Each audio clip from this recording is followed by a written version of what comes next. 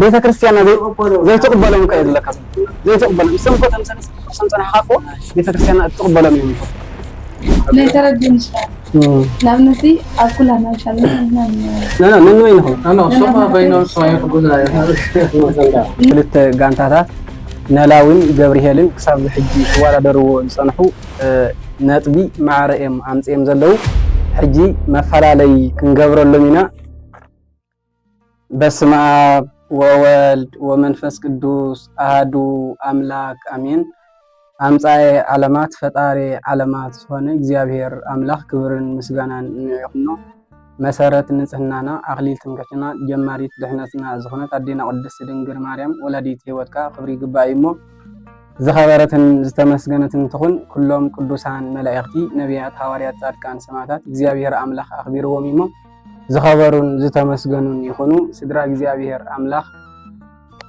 كماي حديركم كماي مسيخم كماي كأنيخم بدقامي إجزابير أملاكنا بسلام بحاجوس نافزي برهانة نساء سلبسح زبسحنا كبرن مسجنا نعيقنا بمقتال أمل عالم كنكم نزمن فساوي كان النسحاتي في تكهاتلو زلهم كما يلهم إجزابير أملاك نقع بسلام بحاجوس نبرهانة نساء أبسحنا أبسحكم كابزي بمقتال لما عمتي بتنساء مخنيات منفساوي حتون منسن حزنا قريبنا لنا ساب مودعتا مسانا تكونوا بسيم إجزابير أملاك حادرا يبل لما عمتي حتون منسن كملسلنا أمسينا يمزلنا كلتا جوجل لهم زنبقوني الترئيوهم زلهم قبري هير زبل سم حزمالو زنبقي زلوون نلاوي زبل سم حزمالو من كم زسعر حبيرنا نرينا كابزي بمقصال مجمريا سمكم ملؤ سمكم نايقروكم سم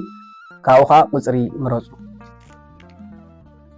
ماشي قطر 18 قويتا مستسقلي كندي تأمرات تفصيمهم سميهم ويدما زرزر ماشي قويتا مستسقلي شوعت تأمرات فصيمهم قدامت مقرجة بيت مقدس سابقل تترتره أخابح تجريدو مقابر تخفتو موتان تنسو كواخب ترقوفو صحيون سلمتت ورحون دم مثلا قال هو تسمع لنا بيتنا الملحنين يسوع كريستوس مستسقله اب سماي ثلاثه تأمرات اب مدرخه 4 تأمرات تفصيمهم كم زخبل صوت صانح مالتي مارتا وزري مرزي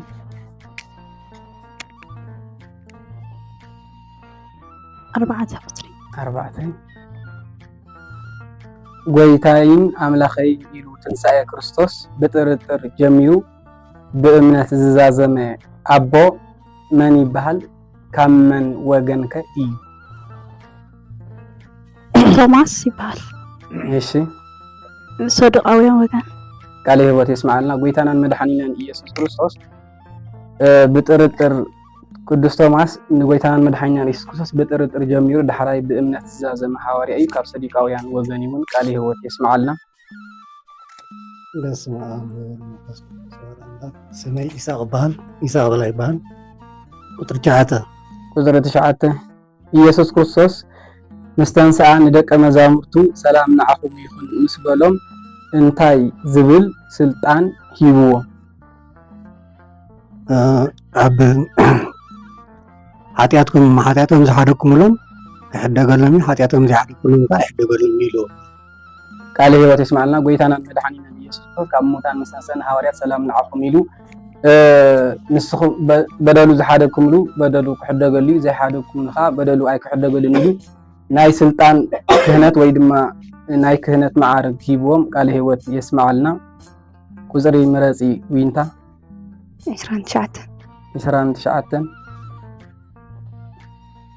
نوسان بعلات قويتا زبهالو كندي يوم كاومكا 4 تقاسي 9 يوم ساتم دوما سبكت مسكال برهان قانا زغريلا قال هو تسمع لنا ناي قويتانا المدحنين يسوع كريستوس نوسان بعلات زبهالو 9 يوم كم تخرجل صنحات بعل اسمون ونالي 9 يوم جن قال هو يسمع لنا قصري مرز زامانيل بسم الله ስብሓን አሜን። ስመይ አማኑኤል ተወልደ ብርሃን ይበሃል ካብ ጉጅለ ገብርሄር ማለት ድማ እሙን አገልጋሊ ይበሃል። እሺ ቁጥር ምረጥ። ቁጥሪ 6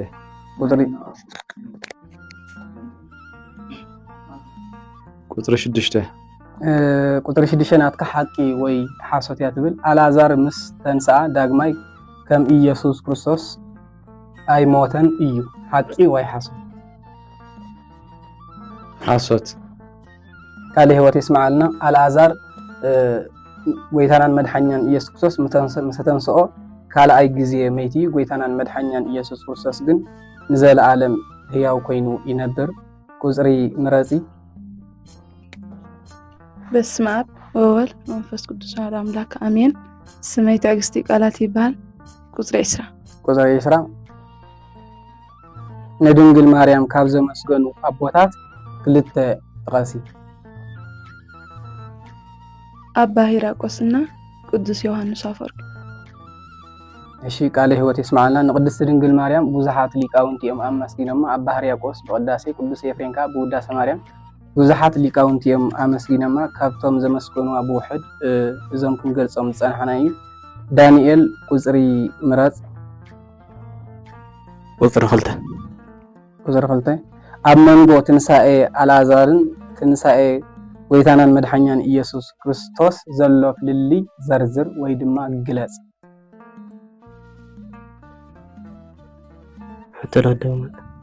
ኣብ መንጎ ትንሳኤ አልዓዛርን ኣብ መንጎ ትንሳኤ ኢየሱስ ክርስቶስን ዘሎ ፍልሊ ዘርዝር። ትንሳኤ አቦና አልዓዛር ብውሩይ ስጋ እዩ ነይሩ። ትንሳኤ ናይ ጎይታና ግን ብሓድሽ ስጋ እዩ። እንደገና ትንሳኤ ናይ አቦና አልዓዛር ትንሳኤ ዘጉባኤ ይፅበ ነይሩ። ትንሳኤ ናይ ጎይታ ግን ኣይፅበን። እሺ ቃለ ህይወት ይስማዓልና። ትንሳኤ ናይ ጎይታናን መድሓኛን ኢየሱስ ክርስቶስን ናይ አልዓዛር ትንሳኤን ከምዚ ክገልፆ ፀንሐ። አልዓዛር አተንሳኢ የድሊ እዩ። ጎይታናን መድሓኛን ኢየሱስ ክርስቶስ ግን ወተንሳኢኩ በስልጣነ ባሕቲቲ ከም ዝብል ብናቱ ስልጣን ይተንስኡ። አልዓዛር ጎይታናን መድሓኛን ኢየሱስ ክርስቶስ እዩ አተንሲእዎ። ጎይታናን መድሓኛን ኢየሱስ ክርስቶስ ግን ብስልጣን እዩ ተንስኡ።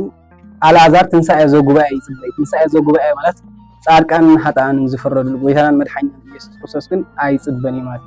አልዓዛር ብብሉይ ስጋ እዩ ተንስኡ። ጎይታናን መድሓኛን ኢየሱስ ክርስቶስ ብሓድሽ ስጋ።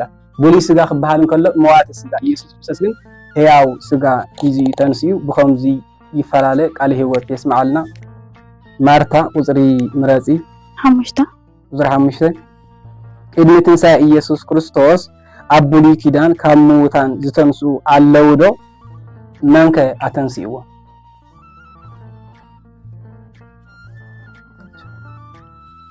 ቅድሚ ትንሳኤ ኢየሱስ ክርስቶስ ኣብ ብሉይ ኪዳን ካብ ምውታን ዝተንስኡ ኣለው ዶ? እሺ ዘርዝሪ። ኤልያስ ቀዳም ኮንጎሎ ኤልሳ እጅኸይ ድገም እስኪ።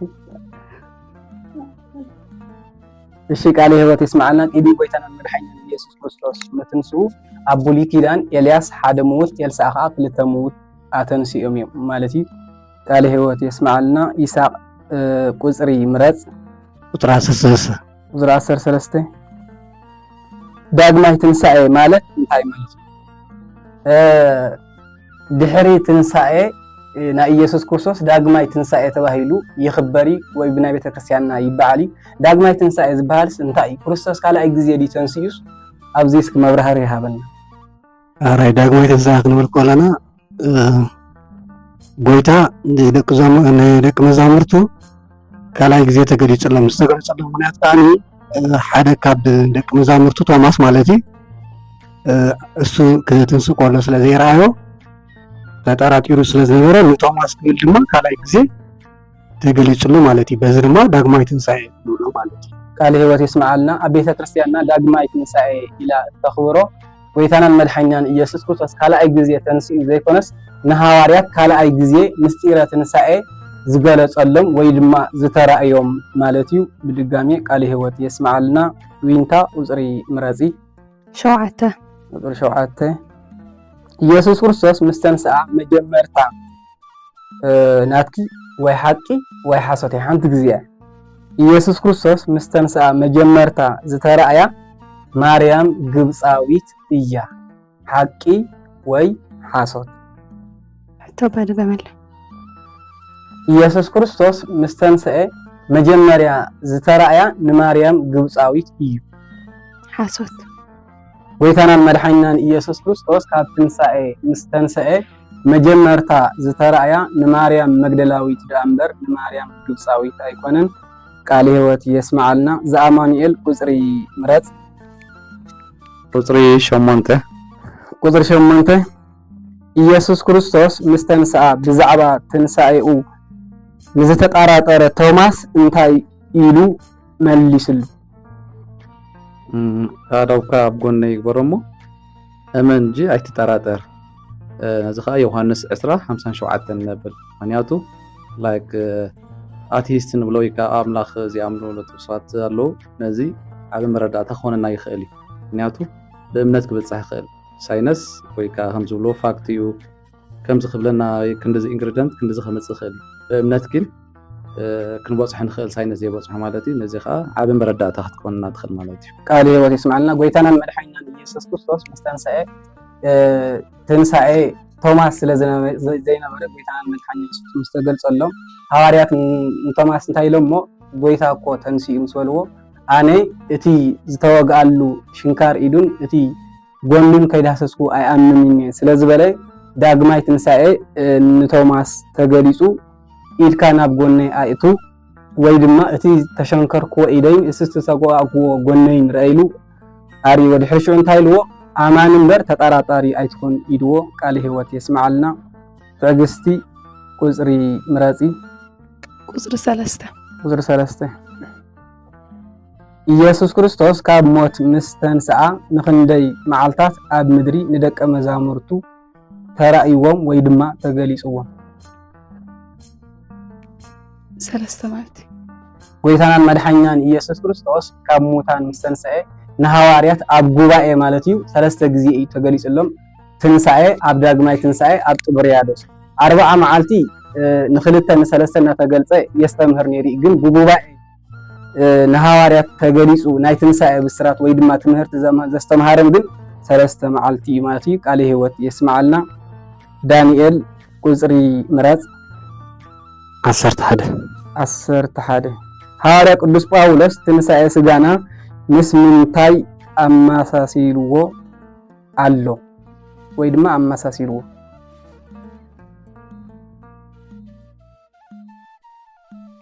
ምስ ዘርኢ ኣመሳሲልዎ ኣሎ ሐዋርያ ቅዱስ ጳውሎስ ናትና ትንሣኤ ምስ ዘርኢ ወይ ድማ ምስ ስርናይ ኣመሳሲልዎ ኣሎ እቲ ዘርኢ ተዘሪኡ መሽሚሹ ከም ዝትንስእ ናትና ስጋውን ሜታ ትንሣኤ ዘጉባኤ ወይ ድማ ናይ ዘለዓለም ትንሣኤ ከም ዘለዋ ብዘርኢ ገይሩ ኣስተምሂሩ እዩ ሐዋርያ ቅዱስ ጳውሎስ ቃል ሕይወት የስማዓልና ማርታ ቁጽሪ ምረጺ 19 ቅዱስ ቁርባን ብምቕባልና እንታይ ንረክብ ስርየት ኃጢአት ንረክብ ምስ ክርስቶስ ንነብር መንግስተ ሰማያት ጋር ንወርስ ቃል ሕይወት የስማዓልና ናይ ጎይታናን መድሓኒናን ኢየሱስ ክርስቶስ ቅዱስ ሥጋውን ክቡር ደሙን ተቀቢልና እንረኽቦ ጥቕሚ ስርየት ኃጢአት ማለት ኃጢአትና ይድምሰሰልና ካልኻ ምስ ክርስቶስ ንነብር ጎይታናን መድሓኒናን ኢየሱስ ኣብ ዮሐንስ ወንጌል ምዕራፍ 6 ስጋይ ዝበልዕ ደመይ ሰቲ ምሳይ ክነብር እዩ ኣነኻ ምስኡ ክነብር እየ ከም ዝብል መንግስተ ሰማያት እውን የወርስ ስጋይ ዝበልዕ ደመይ ሰቲ ናይ ዘለዓለም ሕይወት ኣለዎ ከም ዝብል ቃል ሕይወት የስማዓልና ይስሐቅ ሕቶ ምረጽ ቁጽሪ 17 ንጎይታ ሽቶ ዝቀብኦ መነመን እየን ዘርዝር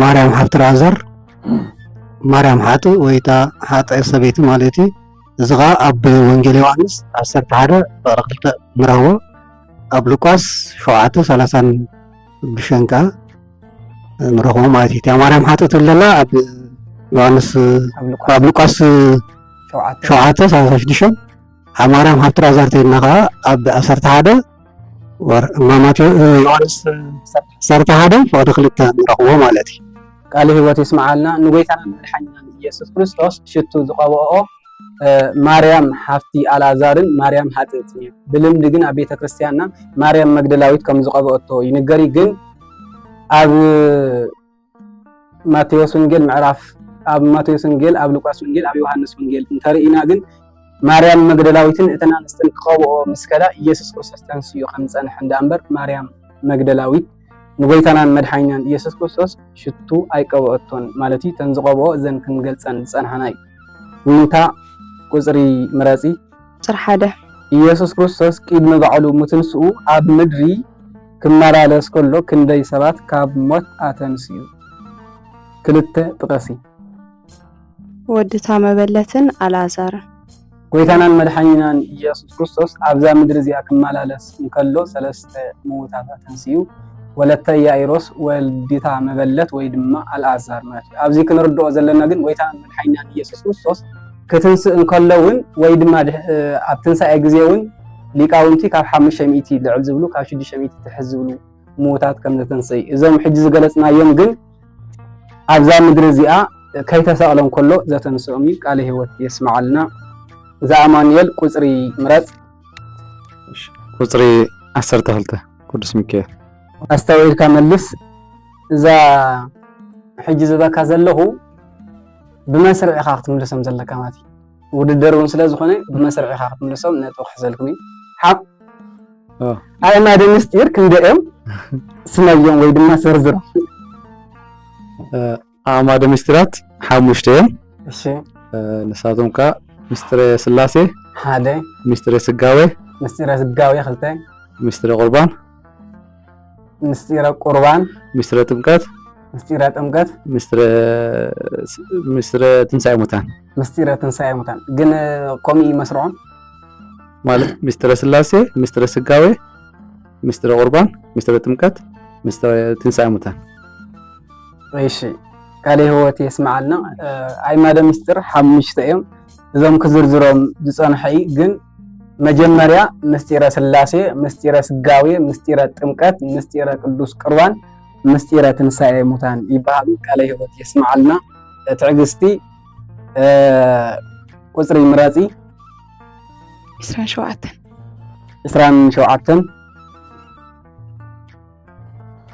ሓጢኣት ብምንታይ ይፍፀም?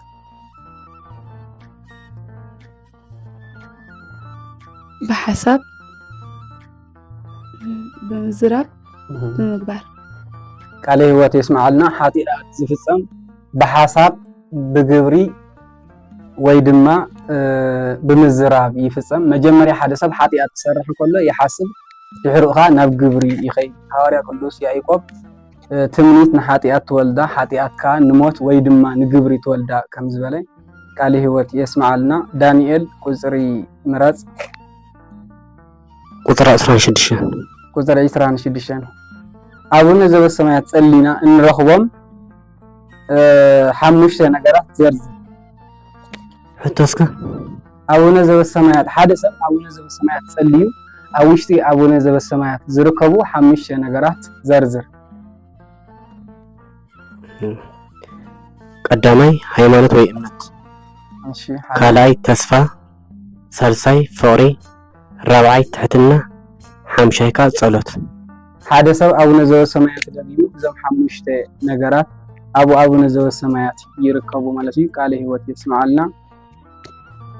ማርታ ቁፅሪ ምረፂ 22 ብዕለተ ዓርቢ ዝተፈጥሩ ፍጥረታት ክንደይ እዮም? ስመዮም? 4 እዮም። እሺ በእግሮም ዝኸዱ 1፣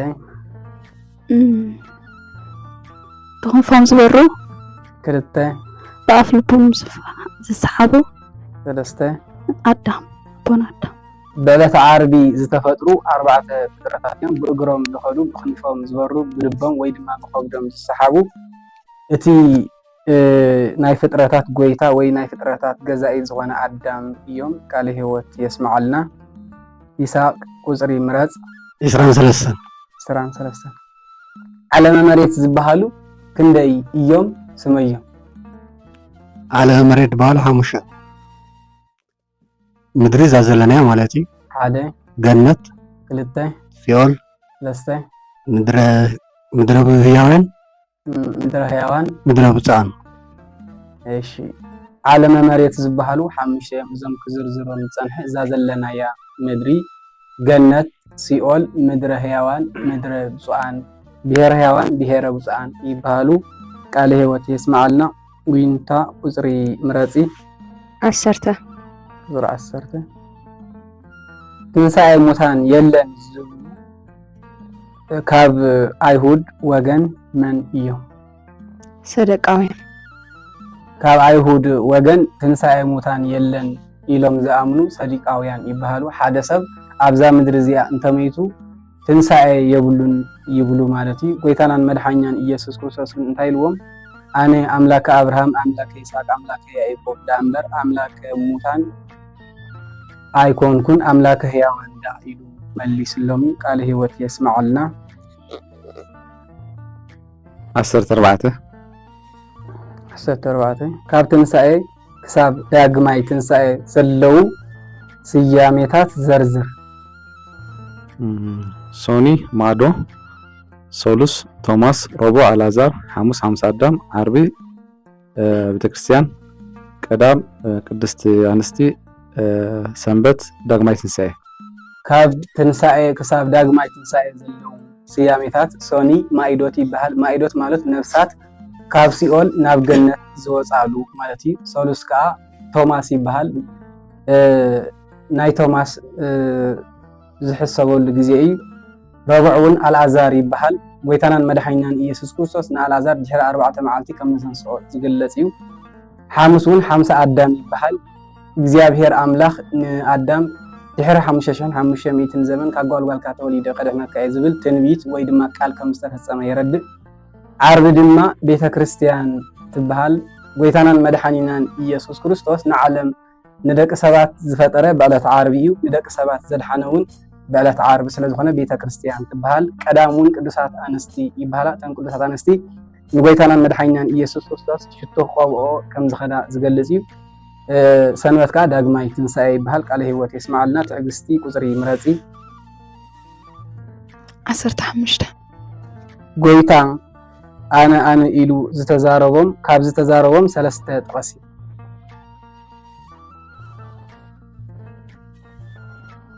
ኣነ እንጀራ ህይወት እየ ኣብ ዮሃንስ ወንጌል ምዕራፍ 6:35 ንረኽቦ።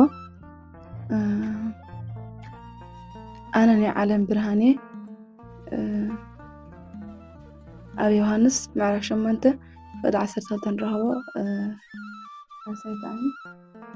ኣነ ትንሣኤን ህይወት ነየ ብለና ዮሃንስ ምዕራፍ 11:25 ጎይታናን መድሓኒናን ኢየሱስ ክርስቶስ ኣብዛ ምድሪ እዚኣ እንከሎ 7 ኣነ ኢሉ ተዛሪቡ እዞም ክትገልፆም ፀንሐትን መንገድን ሓቅን ህይወትን ኣነ ናይ ብርሃን ዓለም ኣነ ህያዋይ ጓሳ ኣነ ዝብል እቲ ጉንዳውን እውን ኣነ ኢሉ ኣብ ዮሃንስ ወንጌል 7 ኣነ ኢሉ ዝተዛረቦም ቃላት ኣለው እዮም። ንሓፍትና ቃለ ህይወት የስማዓልና ዳንኤል ቁፅሪ ምረፅ ቁፅሪ 21 ዓበይቲ ጉባኤያት ጉባኤ ቤተ ክርስቲያን ዝበሃሉ መነመን እዮም? ስመዮም መዓስ ዓመተ ምህረት ከን እዮም? እቶም ሰለስተ ዓበይቲ ጉባኤ ዝበሃሉ ሰለስተ እንድዮም። ቀዳማይ ጉባኤ ኒቅያ ብ325 ዓመተ ምህረት፣ ካልኣይ ጉባኤ ቆንስጠንጢንያ ጽቡቅ ኣላ ብ381 ዓመተ ምህረት፣ ሳልሳይ ጉባኤ ኤፌሶን ኮይኑ ብ431 ዓመተ ምህረት። ቃለ ህይወት የስማዓልና ቤተ ክርስቲያንና ዓበይቲ ጉባኤያት ኢላ እትገልጾም ጉባኤ ኒቅያ፣ ጉባኤ ቆስጠንጢንያ፣ ጉባኤ ኤፌሶን እዮም። እዞም ክገልጾም ዝጸንሐ እዮም። ቃለ ህይወት የስማዓልና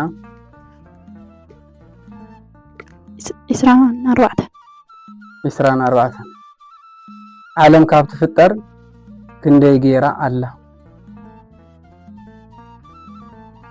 7518 ዓለም ካብ ትፍጠር 7518 ዓመተ ኩነኔ 5500 ዓመተ ምህረት ከዓ 2018 ጠቕላላ ድማ 7518 ይኸውን። ቃለ ህይወት የስማዓልና ይስሐቅ ቁፅሪ ምረፅ ቁፅሪ 25 ኦርቶዶክስ ተዋህዶን ካቶሊክን ፍልልዩ እንታይ እዩ?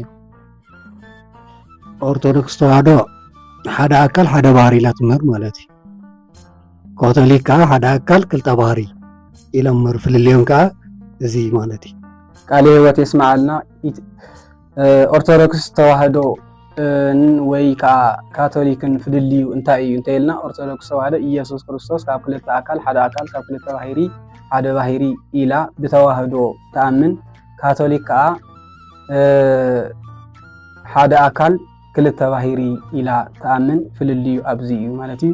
ቃለ ሕይወት የስማዓልና ዊንታ ቁፅሪ ምረፂ 30 ዓርብን ረብዑን ዘይፅወሙ በዓላት መነመን እዮም? ስመዮም ንምንታይ ዘይንፀው? ጥምቀት፣ ልደት፣ በዓል 50 ቃለ ሕይወት የስማዓልና ዓርብን ረብዑን ዘይፅወሙ ዓበይቲ በዓላት ልደት፣ ጥምቀት፣ በዓል 50 ንምንታይ ዘይፅወሙ እንተይልና ከዓ ንክብረ በዓል ዳኣ እምበር ጾም ፀሊኢና ኣይኮነን ኢሎም ሊቃውንቱ እውን ኣብ ፍትሐ ነገስት ገሊፆሞ ኣለው። ብሕፅር ዝበለ ንክብረ በዓል ዳኣ እምበር ንጾም ፀሊኢና ኣይኮነን ማለት እዩ። ቃለ ሕይወት የስማዓልና እዛ ኣማኑኤል ቁፅሪ ምረፅ 16 ኪዳነ ምሕረት 16 እግዚአብሔር ኣምላኽ ከም ዘሎ ብምንታይ ንፈልጥ? እግዚአብሔር ኣምላኽ ከም ዘሎ ሓደ ብስነ ፍጥረት፣ ብምልክት ሕያውነት፣ ብምልክት ታሪክ። እግዚአብሔር ኣምላኽ ከም ዘሎ እንፈልጠሉ ብናይ ፍጥረት ስነ ስርዓት፣ ብናይ ሕልና ምስክርነት ወይ ድማ ብናይ ታሪክ ምስክርነት እግዚአብሔር ኣምላኽ ከም ዘሎ ብከምዚ ንፈልጥ። ቃለ ሕይወት የስማዓልና ትዕግስቲ ቁፅሪ ምረፂ 28 ዓበይቲ በዓላት ጎይታ ዝበሃሉ ክንደይ እዮም?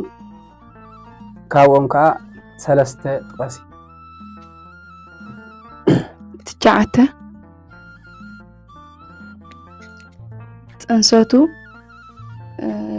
ልደቱ፣ ጥምቀቱ።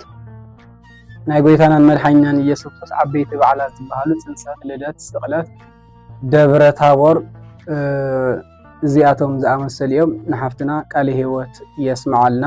ክቡራት ተኸታተልትና እዞም ክልተ ጋንታታት ነላዊን ገብርሄልን ክሳብ ሕጂ ክወዳደርዎ ዝፀንሑ ነጥቢ ማዕረ እዮም ኣምፂኦም ዘለው።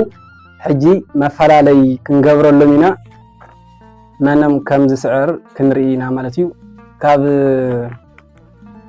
ገብርሄር ሓደ ሰብ ሃብና እሞ ካብኡ ከዓ ናብ ሕቶና ክንከይድ ማለት እዩ። ወይስ ክልቲኹም ክትምልሱ ኩልኩም ሰለስተ ኢኹም ራዲና መለስና ትኽእል ኢኹም ሽግር የብልን ትኽእል ኢኹም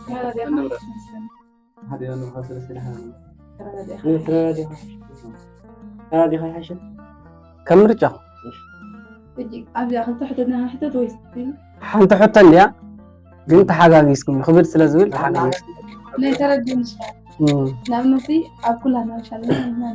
ነንወይ ንኹም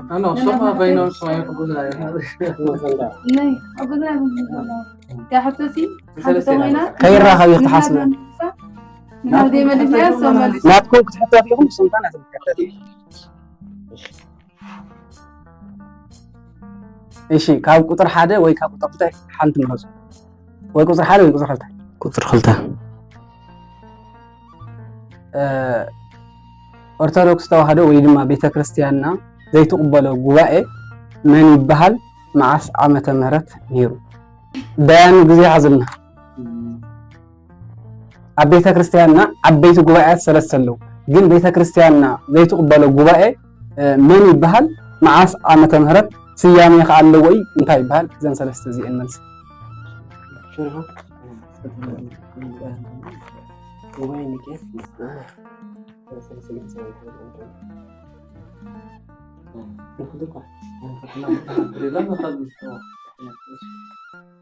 ጉባኤ ቆንጦስጢኖስ ብ381 ዓመተ ምህረት ቤተክርስቲያን ዘይተቀበሎ ጉባኤ ዘይተቀበሎ እኮ ኢለካ ዘይተቀበሎ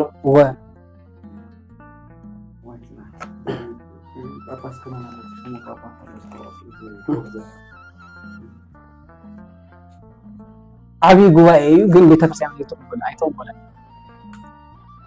ጉባኤ ኒቅያ ብ325 ዓመተ ምህረት ጉባኤ ኒቅያ እሞ እኮ ቤተክርስቲያን ተቀበሎ ቤተክርስቲያን ዘይተቀበሎ ምንከ እዩ ዘለካ ዘሎ ዘይተقبل مسمكو تمثال سنتنا حافو ቤተክርስቲያን አትቀበለም የሚሉ ዳያን ጊዜ እንታይ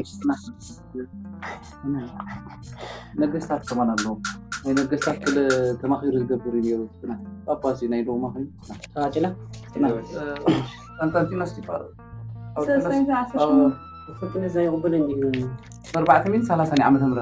ጊዜ አኺላላ ቤተክርስቲያንና ዘይተቀበለ ጉባኤ ኬልቄዶን ወይ ከዓ ጉባኤ ከላባት ይባሃል በ450 ዓመተ ምህረት ተኻይዱ ማለት እዩ ገብርሄር አይ ሙሉ አይመለሱን እሺ ነላዊ ቁጥር 1 ያ ዳያንኻ ጊዜ ሓዝልናዮ አሃት አብያተ ክርስቲያናት ዝበሃላ ክንደኤን ዘርዝር አዘተን አሕዋት ኦኬ ዝበሃላ አሕዋት ቤተክርስቲያን ዝበሃላ መነመንን ዘርዝር ሹድሻ ወይስ መነመን ይበሃላ ኢትዮጵያ ኤርትራ ግብጽ ሩሲያ ሶሪያ ሓንተር ይፋካ ህንዲ ይመስለኒ ቃል ህይወት ይስማዓልና አሃተ ቤተ ክርስቲያን ዝበሃላ ወይ ድማ አሕዋት አብያተ ክርስቲያናት ዝበሃላ 6 ሓንቲ ተጋጊኻለኻ ኢትዮጵያ ኤርትራ ግብጽ ሶሪያ አርመን ህንዲን ዝበሃላ ንሓውና ቃል ህይወት ይስማዓልና ክቡራት ተዓዘብትና እቲ ዝነበረና ሕቶ ኣብዚ ወዲእና ኣለና ናይ ሎም ማዓንቲውን ተዓዋቲት ዝኾነት ጋንታ ነላዊያ ንሕዋትና ቃል ህይወት ይስማዓልና